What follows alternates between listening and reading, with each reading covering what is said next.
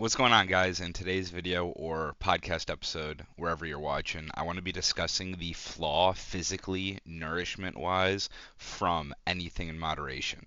And to start, we have to define what anything in moderation means. For everyone, this actually is a little bit different. And that's the issue in of itself with anything in moderation, because there's no boundary, there's no clear definition of where the limit lies within the boundary of unhealthy eating on a diet. I personally love the analogy of 80% clean, 20% unclean, but that isn't what anything in moderation means. Let's stay on topic of anything in moderation. But what I would promote as the solution that's a better alternative than anything in moderation is the 80-20 rule of where I just talked about 80% good, clean eating, 20% unclean eating. But let's discuss this from a standpoint of you decide to eat something unhealthy every meal of the day. That provides extreme chances of malnourishment. And what comes with malnourishment is a less likely chance to be able to be successful on whatever your fitness goals are. If it's weight loss, if it's fat loss, muscle gain, whatever it might be. If you're sticking to a diet for whatever your goal is, it's going to make it harder if you are consuming two Oreos at every meal or have an ice cream every night or whatever your splurge is that would require the anything in moderation thinking, whatever that is, if you have that multiple times, or if you have a good chunk of your calories being these said food items that might be high in sugar, or I don't know, just zero nourishment, it's going to put your body in a malnourished state and you're going to be starving more. You're going to be less satiated and you're going to have to fight hunger cravings. I don't know about you. I'm a dude who has a good amount of willpower. I've lost 180 pounds. I'm on day 6 of carnivore right now. I feel starved. I feel horrible. My workout actually was garbage today. I didn't sleep too good. Everything's going down the drain. But I still have the fortitude to say, nope, you know what? My goal is greater than my flesh dying right now. Okay. But for others, and this is why we see women on TikTok saying, hey, I can't eat 1.2K calories because I'm starving, I'm binge eating. It's not because of the calorie amount. And this is what I'm trying to promote. Anything in moderation is a macro based argument. If you claim anything in moderation is okay, then you are a calories in, calories out only type of person. And although I believe in calories in, calories out, I believe in macros being just as important because without proper macros, you aren't going to feel optimal enough to be strongly willpowered to succeed on your diet or your weight loss goals, whatever it may be.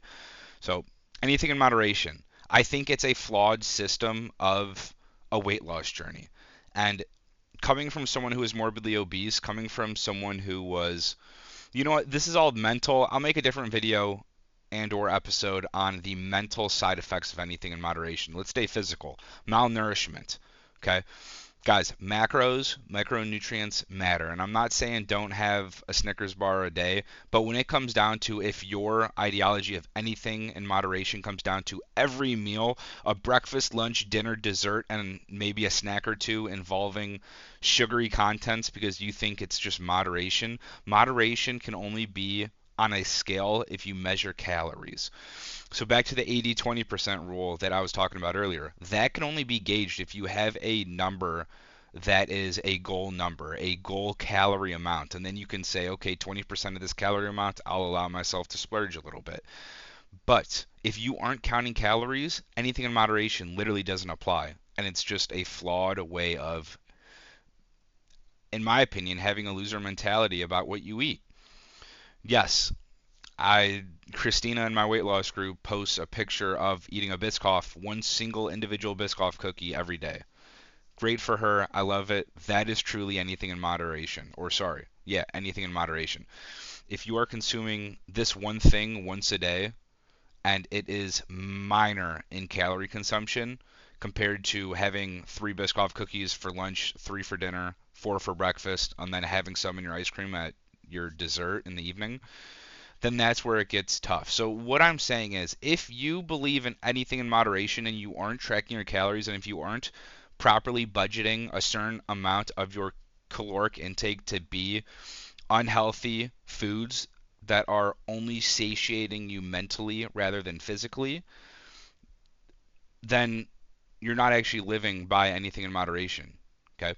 Counting calories is the only way to actually be able to dictate if you're living in a extremely malnourishment prone diet lifestyle, or if you're truly budgeting accordingly and having, upwards of 20% of your diet being unhealthy foods, which I wouldn't argue is okay, but different strokes for different folks. If you want to be malnourished, if you want to feel horrible, if you want to have a bad gut health, that's up to you. I think the costs are not worth it. Yes, I love sugar. I love candy. I love chocolate. I would I would die for a bowl of ice cream right now. Seriously, it's all I want. I crave it literally day in and day out.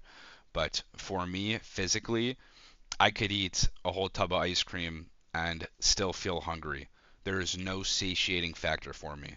And now what that comes down to is I didn't just have 3,000 calories of ice cream. Now I'm having 3,000 calories of ice cream, and then I'm binge eating a bunch of chocolate or candy after.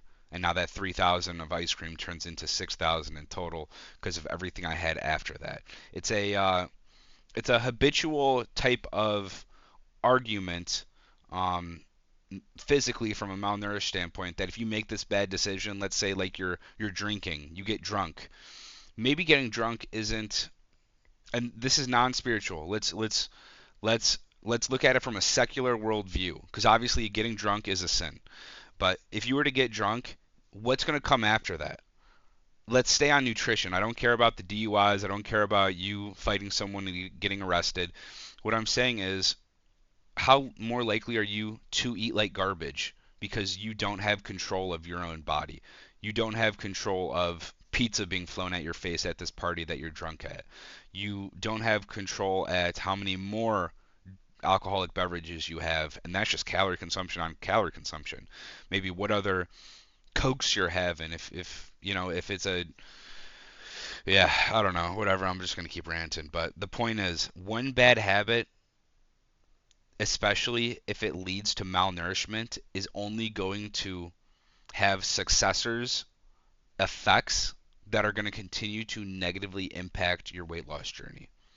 Even if it's chicken breasts after ice cream, regardless, it is an overconsumption of calories. If you start with ice cream and you're like, oh, wait, I don't feel hungry, I messed up, let me go to chicken breasts, that's the best possible choice. But the damage is already done. You're already in a caloric surplus. You're going to gain weight, and that day is an L.